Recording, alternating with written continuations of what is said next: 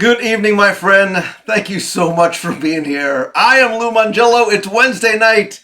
Man, oh man, if I didn't think Wednesday nights could get any better, last week says to hold my... Listen, thank you so much for being here. If you're watching live, please do me a favor. Sit back, relax, grab a snack, tag and invite a friend. If you're watching on the replay, sorry you missed it, but don't worry. Turn on notifications. Join us every Wednesday right here at 7:30 p.m. Eastern. And you never know when I'll be live again, except tomorrow, because I'm going to tell you why and when and where I'm going to be live from tomorrow to celebrate Walt Disney World's 49th birthday anniversary. Call it what you will.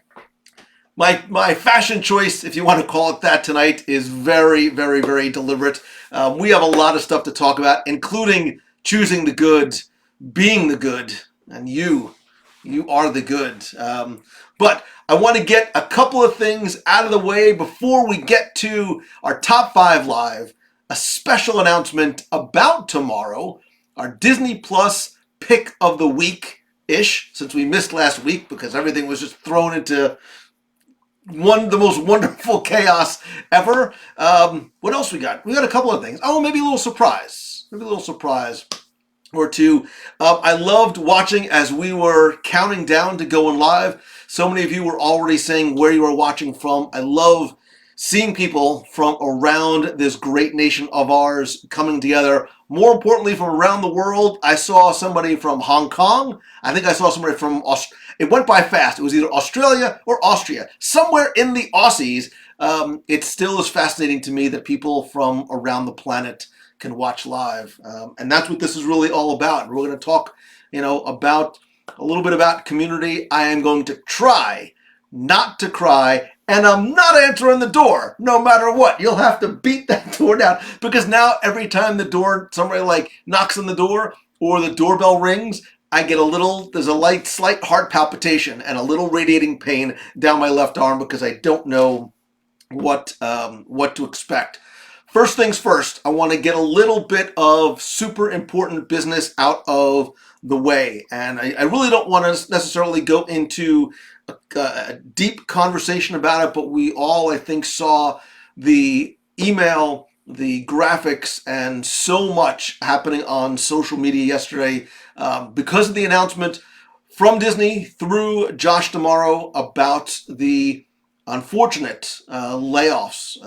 When we see a number like 28,000, there are 28,000 individual lives and families that are affected by that.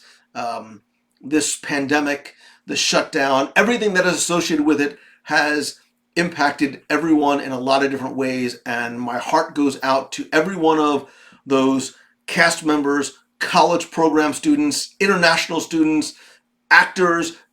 It doesn't matter where you are on the Disney cast member spectrum. And look, I don't know how, but if there is some way that I can help you, and I don't know what it is, please, I want you to reach out to me. If you know a cast member that has been let go and now is frustrated, angry, sad, confused, scared, whatever it might be, you can reach out to me via email. You can reach out to me via Facebook Messenger if you want, Instagram Messenger as well. I will try and figure out how I can help you, how I can guide you, whatever it might be. I want to do anything I can because, without, trying to quote Walt about, designing and building the greatest place, it really is the cast members that make a difference. And I know if you're watching, a lot of you are going to come back as things turn around, as the resorts open up again,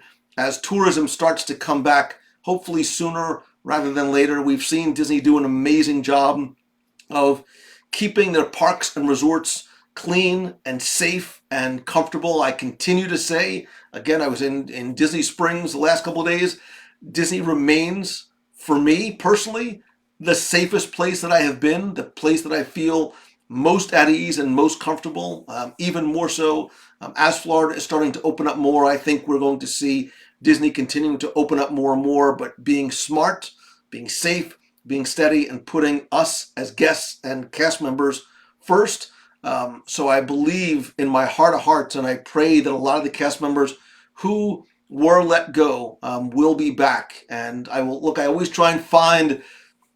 I try and choose the good. And I think for a lot of cast members who were furloughed, were in this sort of weird holding pattern, there's opportunity here because now they can go and turn the page maybe to the next chapter. They can get a job that maybe they were hesitant to apply for before because they didn't know if or when they were going to get back. I know a lot of us have very significant emotional connections to a lot of cast members, whether they be frontline, backstage, onstage, entertainment, whatever they might be. I do believe that when the homes of some of those cast members, I'm looking at you, Yeehaw Bob Jackson, I'm looking at the Grand Floridian Society Orchestra and so many others from Epcot and around property. I do believe and I hope and I pray that as things return to some semblance of normal, your home will be there waiting for you. And we, your friends, your fans, will be there with open arms in many, many types and ways. But again, if there's some way that I can help you, if you're a cast member, if you're a family member of a cast member, please let me know whatever I might be able to do to help you. I don't know what it is, but we can try and figure it out together. So, with that in mind, right? It's you know where I'm going. I am not going to cry 2 weeks in a row, man. Not going to do it. The streak ends, but I have to address what happened last week. If you were not watching live, hopefully you have caught up in the last few days on the Clubhouse, on the Facebook page, on Instagram, everywhere, where this incredible outpouring of love and support, and I'm not going to, bore you with repeating my feelings as I did on the show and last week again. In case you missed it, last week I received a knock on the door. That was my face when it actually happened, but I want to give you a little recap of exactly what it is that you missed last week. Let's roll it. If I speak, I'm going to cry. But can I tell you something? I think I'm in shock. Yeah, that was sort of expected. Good evening, my friend. Welcome to the show. It is so good to see you. You are family. I have said that since day one. You have demonstrated that in spades. You can have a cruise after. Who is it? I don't like this at all. Yes. That's legitimate fear on my face, by the way. It's about way ruder than it's supposed to, but why are you... Oh, wow, the whole gang. Oh, okay. You really don't know. I really don't know. Do you know why I most admire you? Your kindness and your goodness radiates outward so much that you have somehow amassed the kindest, most wonderful, chosen family I have ever seen. And I didn't tell you this, but when your mom passed last week, I got dozens of messages from all of these people who were desperate for a way to do something for you. And I started to think about how I could choose the good. I started thinking about Make-A-Wish. Lou and Deanna founded the Dream Team Project years ago. It raised more than $350,000. And how many wishes have you granted? We've tried to grant at least 2 a year. Well, you can add one more.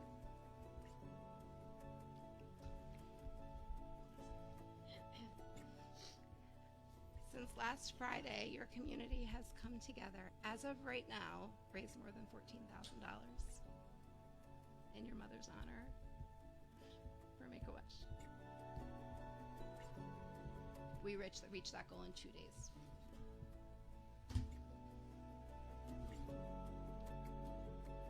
Damn it, I'm crying again. Disney itself gave If I speak, I'm going to cry. If there's anything to happen in honor of your mother as a tribute, it's this. Thank you does not even come close.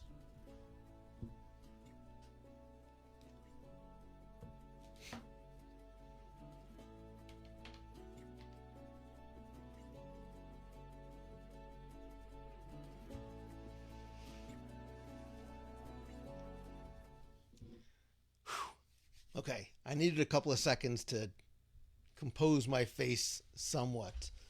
First things first. To Lisa Denoto Glassner, who was the catalyst for this inspirational movement that brought together and united people around an amazing cause. I will never forget what you did. To every single one of you who donated $1 and above, who shared it, who posted it, who did this incredible job of taking this idea. And I talk all the time. If you've been to Momentum, you know I always talk about the ripple effect that we can have and how that, pebble in the ocean can go and impact and reach so many other people. You threw boulders in the ocean, and there were so many, and I've watched this incredible thing happen over the past week and reach so many people, and in turn do so much good. To Amanda and Keith for putting together that video, thank you so much for collaborating on it, for sharing and gifting your time and talent to put something together that I've watched it 1,000 times and I still cry every single time I see it. To the Walt Disney Company, who was also on board and generous in not just contributing to this cause, but helping to spread the word about it as well. I am sincerely grateful to each and every one of you. Now, I will tell you, in the interest of full disclosure, that the first iteration of the video was wonderful, but I had to send it back because it wasn't right. It was wrong. You get nothing. You lose. No, it was wrong because if you also saw in the video when Lisa first came to my house, and I still have the heebie-jeebies every time I look at the door, but when she came to my house and she revealed what had happened and she mentioned $14,000, I said to myself at that time, I was like, that's incredible, right? It's amazing what happens when I says, we'll probably hit 15,000 and it'll sponsor one wish. We'll be halfway towards another one. That number is very, very wrong. And as you saw in the video, I had to have Keith go back, change the graphic, and add it to $50,000 because just as they had sent it to me, we had crossed that threshold. We have further crossed that threshold even more. We are now above $54,000. According to the ticker on my phone, we are now officially at $54,610. That is 5 wishes, and that is 5 families. That is 5 children who need magic, and well on our way to now what is probably going to be a 6th family in, what has it been, 8 days? You talk about choosing the good, you talk about being the good, you talk about making a difference. That's what you have done. I hope you go to sleep and wake up with a smile every day on your face. Again, I can spend the entire time on the show thanking you. Know that my heart is full of gratitude, of pride, of being able to witness. This is all you. Like, you did this. You made that happen. And hopefully we'll be able to coordinate with the families when they come here to be able to be part of not just their wish granting, but their Walt Disney World experience. I know we always try and do it during marathon weekend. Everything is upside down, topsy-turvy. We'll figure something out because I want you to be able to see and reap the benefits of witnessing those families, those children here in Walt Disney World. Again, thank you to you. Thank you to Lisa, Keith, Amanda, Disney, everybody who has been part of this. And thanks to all of you who kept it quiet, by the way. I don't know how you did it. I literally, my hand to God, I had no idea what was happening really until Deanna and Lisa came in here and were like, okay, I was a little freaked out, but I never knew, and thank you for all that. So this is all you. This is all, I've said it since the beginning. I just built the clubhouse. You populate it. Man, if you did not drive that point home, this did it. I had nothing to do with this. This was all you. So thank you to all of you. Without words. I have no words. And this is always the awkward part, because how do you transition from raising $54,000 in 8 days for Make-A-Wish to other things? But we're going to do it, awkward as it is, because that's who I am and that's what I do. So let's talk first about, did I accidentally delete all of, I think I did. Wait a minute. Let's talk a little bit about, oh my gosh, did I? Yeah, I really didn't. Oh, no, I didn't. Let's talk a little bit about this week's show number 604, part 2 of the things you cannot believe ever happened in Walt Disney World, part 2, where we go to the Disney MGM Studios. We go to Disney's Animal Kingdom, very, very briefly, not all that weird and wacky. And then things get bizarre in the Walt Disney World Village, as well as in Pleasure Island. I would love to know some of the things that you either remembered from that show, things that we didn't talk about, some of your wildest, weirdest memories as well. I found some of the images of some of the things that we had talked about on the show, and I'm not really sure, as I look back, which of these was the strangest, as odd as it was to see the Turtles and Antiques and Power Rangers, and yeah, even Ace Ventura, Pet Detective, and, you know, the cast members who did their best job trying to do an impression of Drew Carey.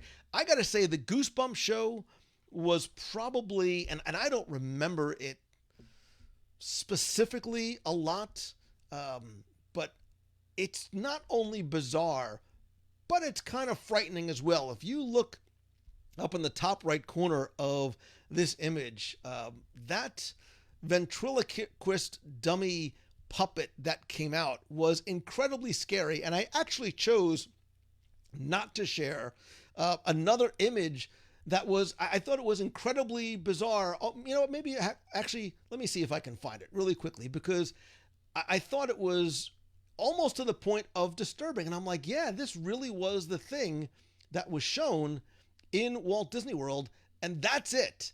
And that to me is horrifying. Like, it's not something that that I think you would have necessarily expected in Walt Disney World, but Goosebumps was incredibly popular. It was a little bit after my time, so I wasn't super into it, but it was there for a while. And you know, if you saw the show, I'd love to know what you think about it. And on the bottom left, I did see somebody else mention that they did do the Shark Reef experience at Typhoon Lagoon, which I loved. It was super cool. The water was freezing. Water was freezing, and I almost made a Seinfeld joke, but I won't. You get it if you know what I'm talking about. So, I remember Ninja Turtles and Dick Tracy. Oh, Kelly says Pleasure Island, Jessica Rabbit, Shark Reef, to name a few. So I remember the Jessica Rabbit sign. I have been desperately trying to find photos of Jessica's of Hollywood, which are proving a little bit more difficult than I would have liked. If you have a picture, I would love to see it. I would love for you to share it as well. Marcus Val says that is grade A, high octane, nightmare fuel right there. I agree. Like, more so than the water slide clown at the Boardwalk Resort, which is probably the second most frightening clown next to Pennywise, like the original Pennywise, not from the later iteration of it. Cindy's watching. So Beth, you know exactly what I'm talking about. So Shark Reef was a very cold experience as well. So Steven Schmidt remembers the Honey, I Shrunk the Kids playground. I wonder if the sign, so Curtis, from what I understand, the sign was dismantled. I heard two stories. I heard that the sign was sold in its entirety to like a private collector, and then I also heard that the sign was destroyed but there were little pieces of it that were sold sort of unofficially. There was a long time where um, Disney would shut down attractions, shows, restaurants, shops, whatever it was, and they would just throw out all of the material and props from there. And it wasn't until later on that somebody's like, if we put these up on eBay, we might be able to make a few. Disney used to run their own auctions for a number of years it really was probably the early 2000s and I don't remember what they called it, but it was authentic Disneyana merchandise. It was being sold by Disney, and then, fortunately or unfortunately, they started selling it to third parties who would raise the prices incredibly, but at least they made those things available. I remember hearing a story about how like garbage people, the waste management people were going to pick up things, and in the back of whatever building, they found these large black like vehicles, and nobody knew what they were, and they were from Horizons.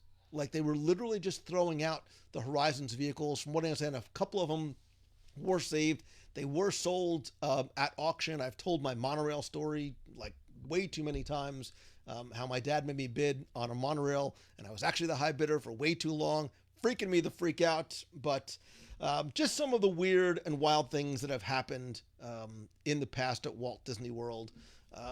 It'll be interesting to see as history looks back on now, even some of the current things. What do we think of now as being just plain strange? And I'm not talking about Stitch's Great Escape, which obviously is not here anymore, but are there other things now that we would classify as being just a little bit bizarre? I tried to sort of do a mental walkthrough of the parks, and I really didn't find anything other than gyms. I just don't understand the gym. Like, who goes to Walt Disney World and works out? Like, that's what you do after you get home. So top 10 things you wish you could buy from an auction. Courtney says so I sort of dug the Guardian show. Like, I liked a little bit of that energy, and they're like, I think I liked the Guardian show because it didn't take itself seriously, unlike some of the shows that did, like the Daredevil Circus Spectacular. Some of the other shows, Splashtacular, took itself seriously. Guardians in Epcot, I think, ever did. Don Nicholson, eBay is how I got a 20,000 Leagues porthole. Don, I've told the story. I still have my porthole in the garage. I just don't know what to do with it because it's big and it's round and it's heavy. I keep saying I want to do something and find some way to mount it and put it up on the wall, but the thing it's got to weigh 40 pounds easily, but it's super cool, and I love the fact that I actually have a piece of Walt Disney World history in my home, or the garage, as the case may be. So I would love to continue to hear what you think is some of the weird and wacky. Kristen Furman Simmons, The Barbie Show, again, trying to appeal to the younger demographic that really did not have any attractors in Epcot Center in its early years. Not sure if that's where I would have gone first. Tom says Kitchen Cabaret was a strange idea. I think the strangest part, Tom, of Kitchen Cabaret and some of the other shows in there were some of the choices in terms. So I thought Bonnie Appetit of Kitchen Cabaret was probably weirder. Tone Loc in Food Rocks. Again, interesting choices were made. Marcus Val says, I remember the weird glam band that used to play at what's now Cosmic Rays on the pop-up stage. So there was a lot of bands that actually came in and out of Cosmic Rays. And one of the things that you might not realize about Cosmic Rays, if you look at the outside, you'll see that corner of the terrace has this dome on top. And the reason why is because before Sunny Eclipse was there, there's a stage that actually comes up and down. So the performers load in basically underneath the Tomorrowland Terrace, cosmic rays, and are sort of raised up, and they had to build that dome to let whatever was sort of the stage level set rise up into the ceiling to bring up the band from underneath. And then as soon as the band was playing, they went back down again, and then whatever sort of set piece was there came back down out of that dome. Chef Bob is in the house. Chef Bob of not just the Texas Barbecue Army, but you may know him from such places as the Boathouse, my favorite restaurant anywhere in this wide, beautiful world of ours. Chef Bob, it is good to see you. Go see Chef Bob next time you're at the Boathouse. Tell him Lou sent you. And, I mean, he'll give you a physically distanced, socially distanced high five or hug, but Bob is the real deal. An amazing chef, an even better human being. So there you go. Continue to share in the group what some of your thoughts are about the weird and wacky Walt Disney World that you missed, that you remember, or even things that you wished you could have seen. Yeah, Bob, I'm sorry I missed. I came back yesterday and everybody was gone. So you should sit outside Lou's door so he hears himself. No, listen, I'm going to have to move the home studio because it was just so crazy last week. But Derek says, I want to see some mac and cheese. You know what, Chef Bob? We have to make plans. I think in the next few weeks, I need to come and do a live broadcast from the Boathouse on a Wednesday night. Get a little table outside in the corner, and we'll bring out a couple of different dishes. Not for me. I mean, it really is for the benefit of the viewers to see just exactly how good it is. Oh God, my mouth is watering just thinking about it. So there you go. So that is show 604. Now, should we talk about tomorrow? Should we talk about? You know what? Let's not. We're gonna come back to that. Let's do a very quick. You know what? I didn't do one last week. Let's actually do this instead. Let's go to the Disney Plus pick of the week because we did not get to cover. I think I was in the midst of chatting about Roger Rabbit. I can't even go down that Roger Rabbit hole because it still threw me off. But what we did do is we talked about some of the options for other films or specials or series to add to. So we don't have one to discuss this week, but I do want to give you another one. And we went through this list. You guys gave me a lot of other great ideas for other ones to go to next, but I'm completely ignoring every single one of them on this list. Why? Because again, I've got something special planned for you. This is what I was planning on doing last week. Lisa, make a wish. You guys threw a wrench in it, the most wonderful wrench in the world. So instead of doing a movie that you probably have seen before, instead, I really want you to watch some or all of something that is brand new. It just came out actually on the 25th. Last Friday, it debuted on Disney Plus, and that is The Magic of Disney's Animal Kingdom. This is a multi-part series. I believe there's 6 or 8 episodes that take you not just on stage, but behind the scenes at Disney's Animal Kingdom, really helping you learn it's not about attractions, but it's about the people of Disney's Animal Kingdom. And when I mean the people, I mean the inhabitants of Disney's Animal Kingdom, the cast members, and it really is about the animals. And you get not just a peek behind the curtain, but really a guided tour of so many of the animal care areas, the enclosures, the care centers, how these animals are not only cared for in the parks, but you learn that they really have personalities and different behavioral traits. I found the series to be incredibly fascinating to the point that I was like binge watching it. I had a chance to see it. I had a screener version of it before it was released. And what I thought I was going to do was just sort of, scrub through a few episodes to get a feel for it. And I found that I was watching one, watching another, like with this fullness in my heart and a smile on my face, and really having a greater appreciation for what goes on, not just on stage for what we get to see, but more importantly, what goes on backstage. Again, it's about the cast members, but you also get to learn a lot about the animals and the personalities themselves. And to tie into that, if you guys do your homework and you guys come back and have watched all the episodes and you've got good feedback, I'm still figuring out exactly how to share it with you, but I want to share with you a one-on-one interview with one Joe Rohde.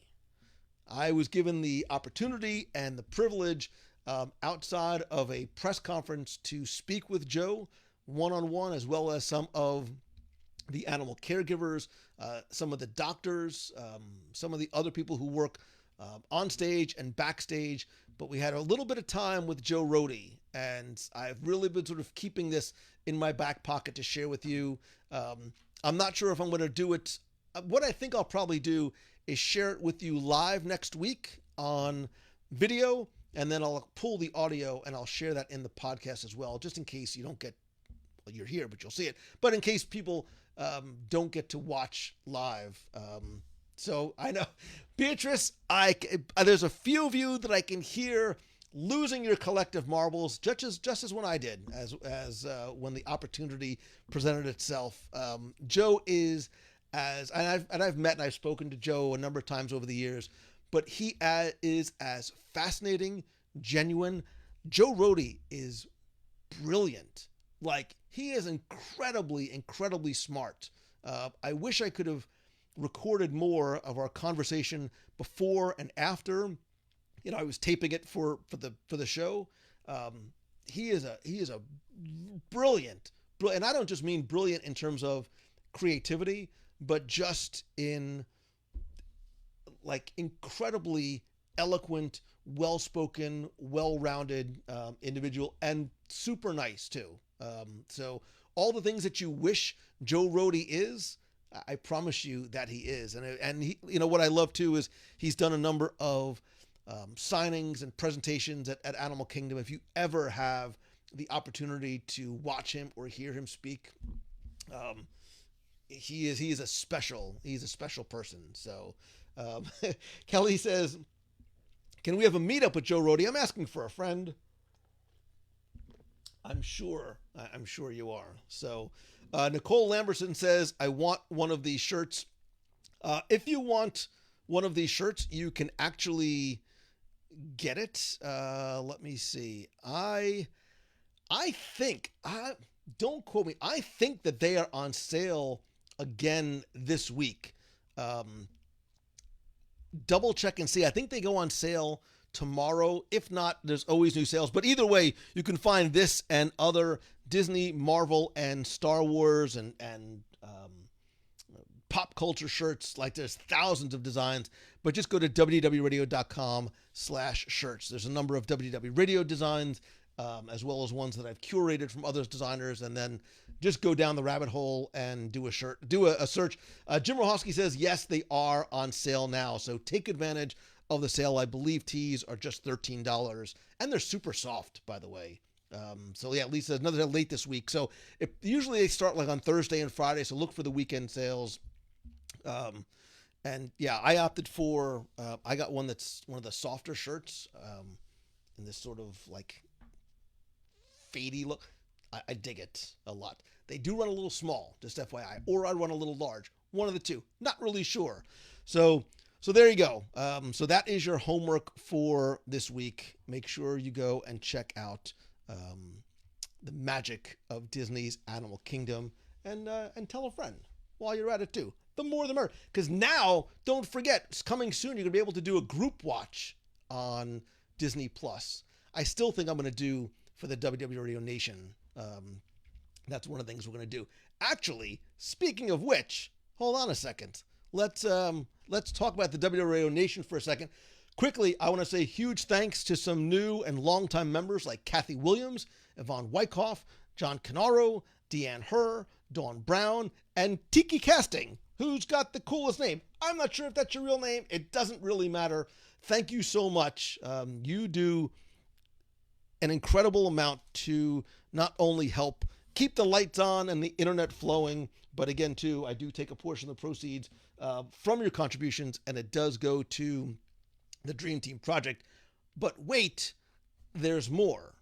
Because starting in October, I have new rewards launching for almost every level of the WDW Radio Nation. There are a lot of different things that I have been working on, including, depending on what level you're at, there are one-on-one calls with me, new monthly perks, a brand new membership kit, and I'm not going to divulge what's in it. There are going to be surprise benefits throughout the year, gift packages, and exclusive WDW Radio Nation live broadcasts as well. So we're going to be doing some things from the parks, from other locations that are going to be just for the WDW Radio Nation. So again, you can find out more by visiting wdwradionation.com. And again, once again, thanks to all of the new and longtime members this month. So, all right, from there, let's go. Let's just keep this train going. Before I talk about tomorrow, well, maybe I'll do that now. You know what? Maybe I'll do it now. No, you know what? Forget it. Let's not do that. Instead, let's do a Top 5 Live. So Top 5 Live, as you know, unless you are a first-time viewer, Top 5 is where I share with you my very brief top 5 list of what I think are some of the best of the best of the best from both Disney and Marvel and Star Wars and the parks and the screens and everything in between. And this week I was thinking hungrily, as always, because hi, I'm Lou, I'm always hungry, but I was thinking about, I'm going to be in Magic Kingdom tomorrow for the anniversary of Walt Disney World. And while I'm there, there's a good chance that I, and collectively us, are going to get a little snack, maybe a little something to eat, maybe even a full meal, which made me think about my top 5 Magic Kingdom dining experiences. Now, I want you to play along, think about what some of your favorites are. There are no wrong answers, unless you think that my answers are completely wrong. But I thought about, when I say dining experiences, it's not just, oh, I love getting the Dole Whip, I love getting a Casey's Corner hot dog. It's the overall experience itself. And I included things like location, theming, accessibility, menu options. What do they have for, is it breakfast, lunch, and dinner? I'm already seeing some of your votes coming in, but let's go down the list and see how wrong you think I am when I get to number 1. Number 5 is a little bit of a shock to me. I almost don't realize how I put this on here, but I put Crystal Palace because I love the decor of Crystal Palace. There is something that tugs at my childhood heartstrings. Note to self, I really love Winnie the Pooh and his little friends. Again, let me be clear. This is Crystal Palace pre-COVID.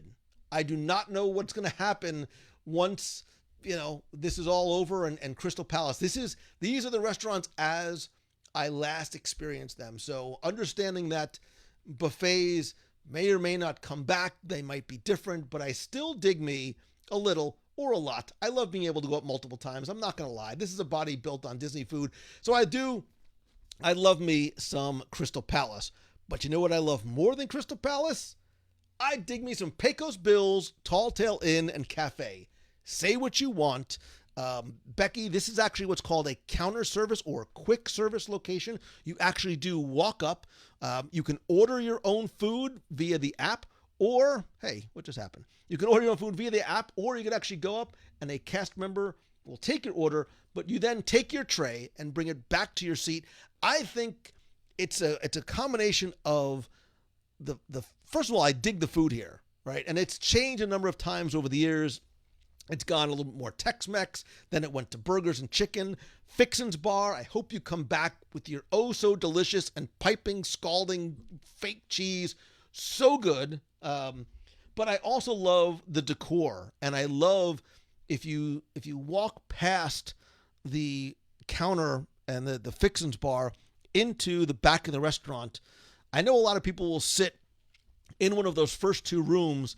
If you go farther towards the back, there is the Davy Crockett room where all of the memorabilia on the walls and on the shelves is from Davy Crockett. But if you make a left and go up the ramp, it actually takes you to like a back room where there's wonderful seating. Usually the windows and doors are open out to the plaza in Caribbean Plaza. So I dig Pecos Bill's a lot. I love me a Fixin's bar. I love me a taco salad. I'm only sad that I never got to experience the nacho challenge. I hope that these things come back because I hear food and I hear challenge and I'm down. I'm down. Cheese and sauteed onions, Zach Brown. Preach, my friend. You know me so well. You get me. All right, so Crystal Palace, Pecos Bills. Next on the hit parade is Be Our Guest. And I had a little bit of struggle with Be Our Guest because I feel it needs to be on the list, but it's not the place I run to first. Now, it has very quickly become one of the harder tickets to get in, especially for dinner. I think I actually like Be Our Guest better for lunch. I have not been there for breakfast. I like Be Our Guest because I enjoy like a little croque monsieur sandwich and then having the option to choose from the three different incredibly well-themed rooms. I like sort of the beasts, the darkened beast room off to the left of the ballroom, the main ballroom, but it's spectacularly decorated. I remember when it first opened, the way that you ordered your food really was the first time they implemented that type of a self-service kiosk system. I remember there was a lot of confusion for people at the very beginning. You used to be able to meet Beast right there sometimes as you were ordering or before you were ordering. So I dig the food. I have not admittedly been there in a long, long time. If there was only anybody who'd be willing to go to Be Our Guest restaurant with me and maybe even do a live dining review, I just can't find anybody. So until that time comes, we'll have to see about doing a live dining review of Be Our Guest. Lunch, dinner, breakfast, doesn't matter. So Jim Smith says the Beast Room is most intriguing. I love the falling petals on the rose and the rainstorm outside. I'm a sucker for a rainstorm, so I think that's why I like it so very much. So there you go, Crystal Palace, Pecos Bill, Be Our Guest. What do you think is coming at number 2? What do you think we're going to be at number 2? What do you think number 2 is going to be? You're probably like, well, come on, Mangello. It's got to be exactly what I'm thinking. Like it has to, this restaurant has to be the next one on the list. Or does it? Where do you think I'm going next? Deborah says, I have 319 people that would love to do one. WDW Radio Happy Hour. Girls should do the dining review. Listen, I'm always down for a girls' night out, just so you know. Jeremy Goff says, I have a 15-pack of Mickey bars, going to start there. I'm seeing Columbia Harbor House, Tony's, Cosmic Rays, Skipper Canteen, Columbia Harbor House. Dan Mulca, I am not going to say Starbucks. I will tell you, I struggled with the last two because there are so many, look, Magic Kingdom excels not necessarily in sit-down restaurants, but I believe they excel in counter service and carts. And number 2 is the Plaza Inn. What? And I saw nobody mention the Plaza Inn. Look, I think the Plaza Inn is an overlooked gem hiding in plain sight. And I know years and years ago, if somebody wants to look it up very quickly for me, I did a live dining review of the Plaza Inn. I think Plaza Inn for lunch or even an early dinner, I love the atmosphere and the ambiance, the fact that it's a small restaurant. I love the paned glass windows and the view that you have looking out over Cinderella Castle, if you time it just right and you're there for sunset or a rainstorm, it's just beautiful sitting in the corner in that glass enclosed gazebo. And that's actually, I think, when I did the live review with, I think that's where we sat when we did it. We were there for lunch, and I can't believe these words are going to come out. I'm not going to say that I had the strawberry salad, but the strawberry salad is actually delicious. But I did have, I had a Reuben that was fantastic, like so good, and some of the best French fries on property. I'm a sucker for French fries. That's, again, this body was not built on ice cream. It wasn't built on cinnamon rolls. It was built on pure carbohydrates. So, Becky Mencken, thank you. Show 253, where we did the live dining review of the Plaza Inn. Paul Clark says, it's good, not easy to get into. Because I think of the size of it, Paul, I think people just forget about it. But try and do a walk-up. A lot of times you can go and walk up, and you might have to wait a little while. But if you've never been, absolutely, absolutely worth it. So obviously, you know, having mentioned Crystal Palace, Pecos Bill, Be Our Guest, and the Plaza Inn, that the number one Magic Kingdom dining experience on my list has to be, there's no other way it could be anything other than Tony's Town Square. Obviously. Of course I'm lying.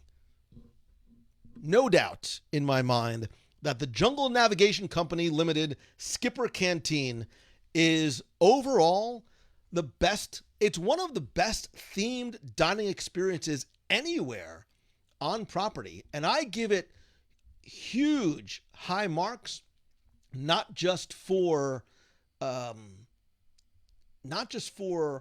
food, not just what's on the menu, but also for the theming as well. The story carries over from Adventureland, from the Jungle Cruise itself. It is replete with incredible details. I want to say, I thought I did a DSI there once. Maybe I didn't. Oh, no. Never mind. There was another project I was working on that I haven't told you about yet. I'm spilling the beans way too much. Forget everything I just said, but there are incredible details there. There are different themed rooms. And look, I think that and I know we reviewed this a long, long time ago on the show when it first opened. The menu had changed a lot. Dare I say, I need to do it again?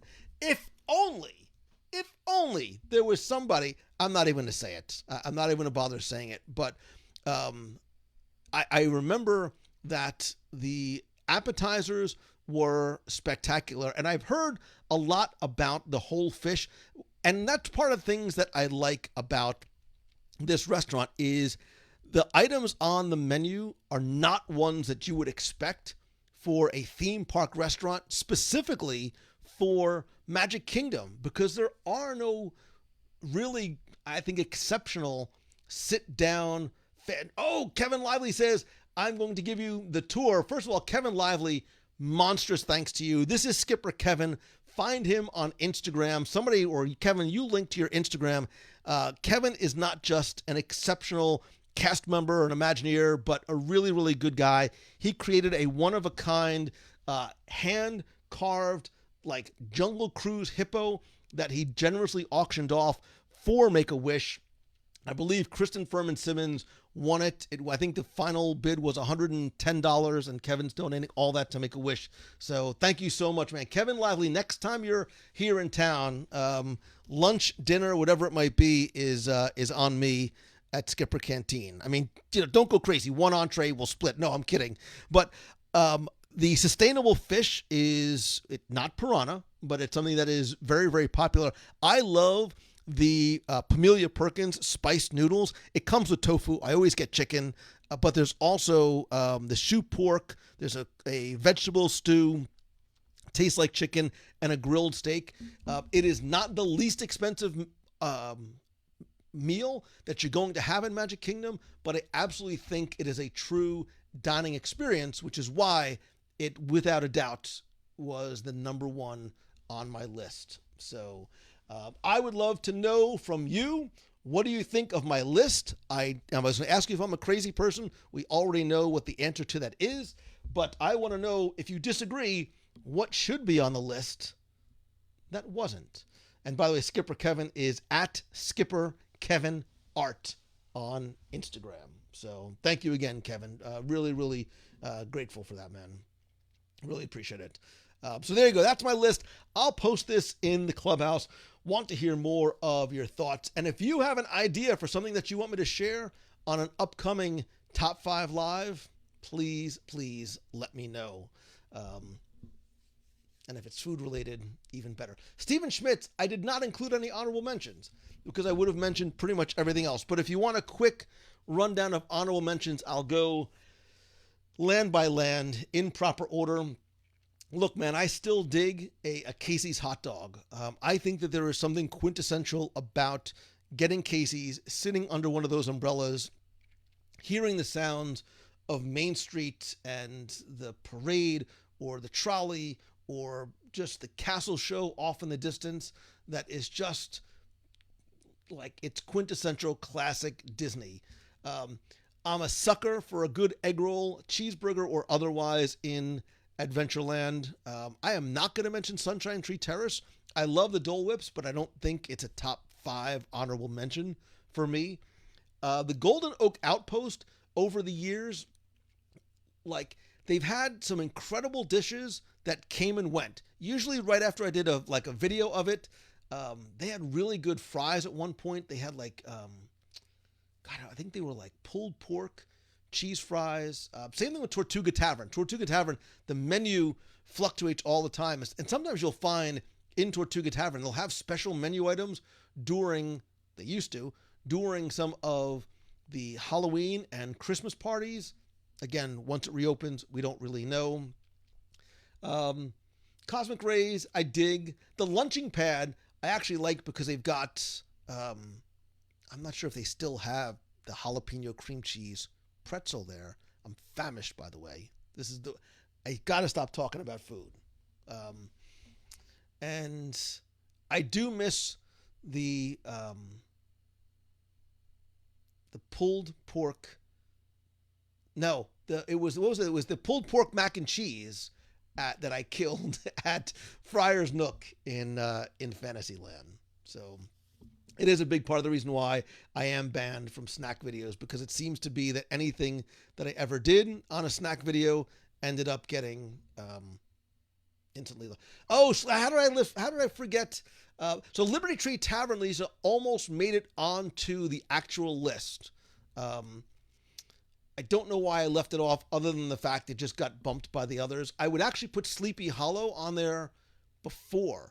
I think that both the spicy chicken waffle sandwich as well as the Nutella, you know what? Tomorrow I'm going to treat myself and maybe you to a Nutella. Sorry, it is a hazelnut spread. They don't call it Nutella, but it is a hazelnut spread and fresh berry waffle sandwich. That's going to be the breakfast of champions tomorrow morning. So, Terry Cincinnati was the pot roast mac and cheese. That's it. I knew there was some sort of mac and cheese in there. Clearly, I've blocked it because of the devastation that it caused me. So, but yeah, I think tomorrow morning is going to be a Sleepy Hollow waffle, and maybe I'll have to have the spicy chicken one for lunch too. So I'm planning on spending the entire day tomorrow in Magic Kingdom, which, by the way, is going to be a very nice segue into tomorrow's live broadcast. Tomorrow is the 49th anniversary, whatever you call it, the 49th birthday of Walt Disney World. And I was struggling, like, where do I want to go and celebrate it, and more importantly, share it and bring it with you? I was going to go to Epcot, but then I was like, you know what? So much of it is closed. I've been to Epcot a number of times. I've showed it to you on live video and otherwise.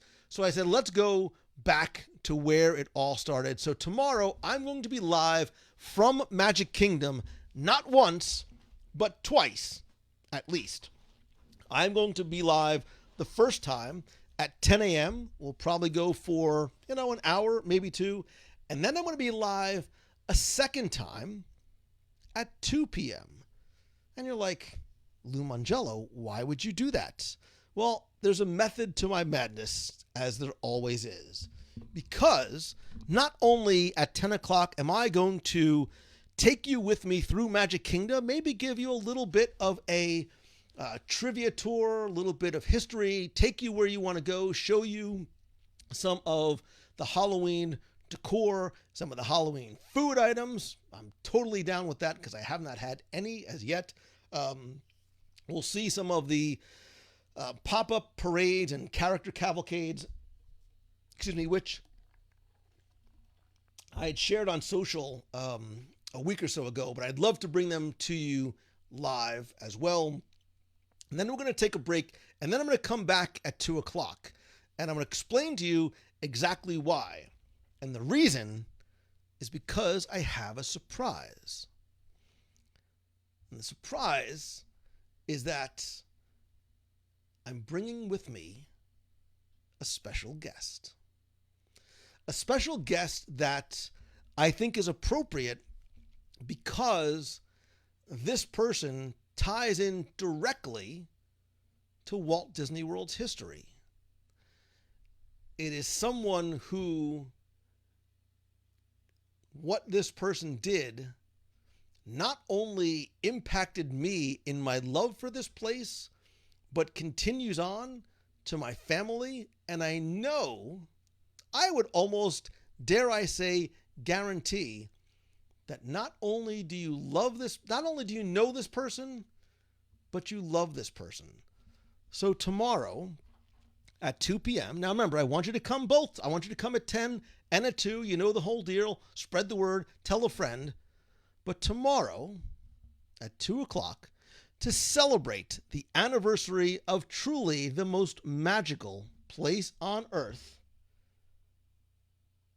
I want to bring to you, with you, my friend. Whoops, wait a minute, wait. The Dream Finder.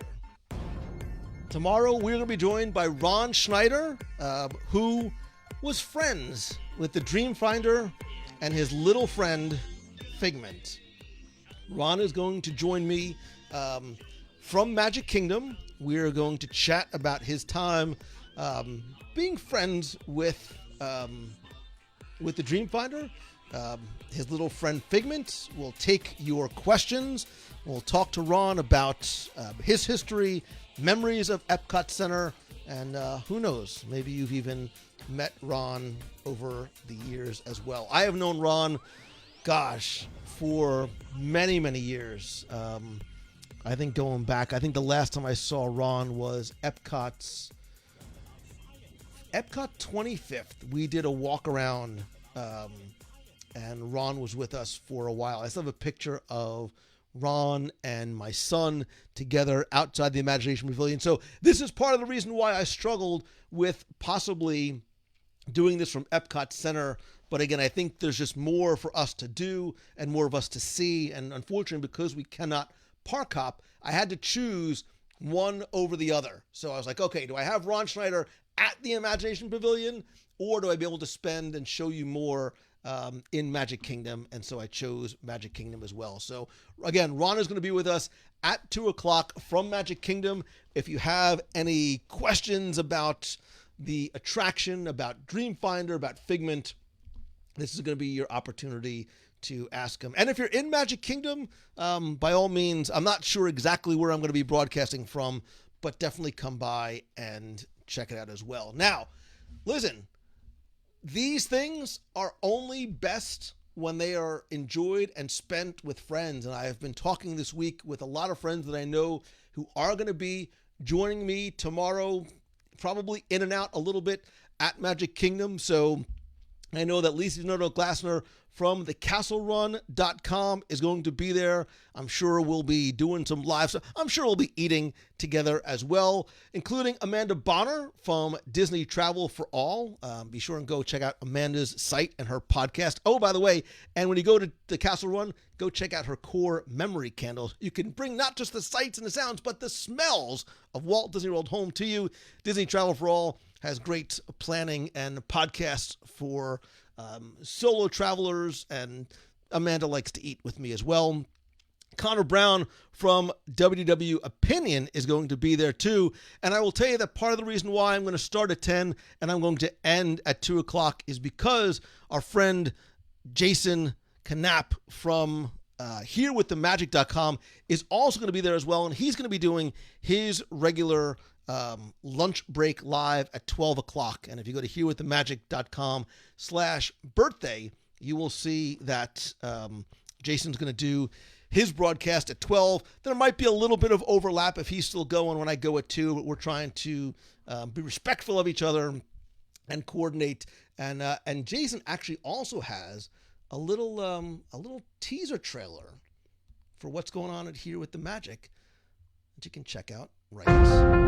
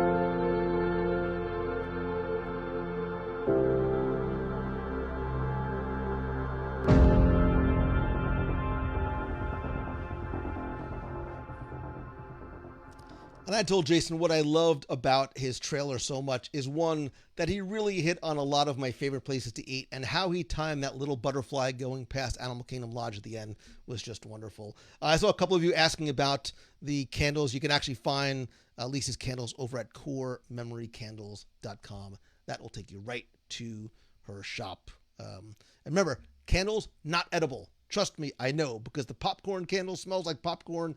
The snozberries smell like snozberries. No, they're wonderful to burn at home. And again, you can check them out at corememorycandles.com. So tomorrow's going to be fun with friends, the Dreamfinder, food, festivals of fantasy. Not that that parade's going on, but it was alliteration, so I had to go with it. We're going to be choosing a lot of the good tomorrow as well. So I love doing fun stuff with good people and being surrounded by friends. And that's what this is all about. That's what this community, that is what this family, that is what the WDW Nation, the clubhouse is all founded on, is like-minded friends coming together and just enjoying the things that we love about Walt Disney World. So, is there a musty water smell candle? I want to say yes. I believe, if not, we have to get her to make one, because I'm gonna have to revisit the top 10 smells again with little Timmy Foster, because there are some new smells that I think are gonna bump some of the old ones off the list as well. So there you go. Again, tomorrow, don't forget, Magic Kingdom. We will be live 10 a.m. at 2 p.m. I would love, love, love, and appreciate your help in spreading the word. I will go and create events over on the Facebook page, but if you can, just let other people know. And then while we're live tomorrow, your ability to share it out and invite your friends is really the most important thing that you can do. So once again, thank you so very much to all of you for everything that you good, to not just choose the good, but to be the good. That $54,000 number continues to go up. That represents more than a dollar amount, and I think you know exactly what that really means. Don't forget to also not only tell your friends about WDWradio.com, but go check out the new site. I've got a lot of cool things coming in terms of the WDW Radio blog. If you applied for a blogger position, again, life has gotten in the way, but I promise I'm going to get back to you ASAP. If you are not a member of the Clubhouse, it is the community on Facebook. It is where it's where the conversation lives. And again, I still have more items up on eBay this week. If you go to www.radio.com/eBay, they start at just $1. We've got a lot of books and I think a few more posters coming up this week. From what I understand, the t-shirt sale is going to be on this weekend over at www.radio.com/shirts, and you can still get the audio tours at www.radio.com/shop.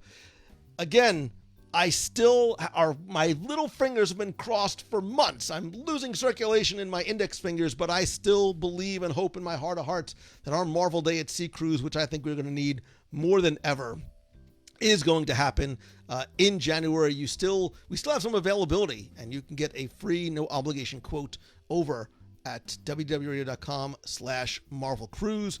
Thanks to everybody who's part of the Nation family. Again, I'm going to be revealing and releasing some of the new rewards at a variety of different levels starting in October. You can find out how you can support the show by going to www.radionation.com. And when you are ready to travel, sooner, hopefully, rather than later, you can visit Becky Menken and the amazing team at Mousefan Travel. And keep in mind, you literally have nothing to lose. Like, their services, there's no hidden anything. Their services are completely free to you. You can reach out to them, get a free no obligation quote. You can get somebody on the phone and get your questions answered because they are with you before and during and after your trip as well. And again, I keep saying, I think we realize now the importance of having an agent not just help you, but to be there if something does happen, if you really do need some of their help. So please don't forget to tune in tomorrow, again, 10 o'clock, 2 o'clock, and then again, we're going to have, wrong one. We're going to have Ron Schneider, the Dream Finder, with us at 2 o'clock, and anything that you can do to help spread the word is greatly appreciated. Finally, most importantly, you know I love you. You know I appreciate you so very much. Thank you for choosing the good. Thank you for being the good. Thank you for choosing the Clubhouse and the show as your home. And I hope it always has been. I hope it always will be. And if there's anything that I can do, if you have a suggestion for me to make this place, the community, the nation better, please reach out to me. Also, just a very quick reminder that if you are a cast member or if you know a cast member that needs help and if there's some way that I can help them, please reach out to me via email or on Facebook Messenger. So that is going to do it for tonight's show. Thank you again for being here. Thank you to everybody who has made those 5+ dreams and wishes come true. I hope that this is your best week ever. I hope that you continue to choose the good and to be the good. I love you. See ya.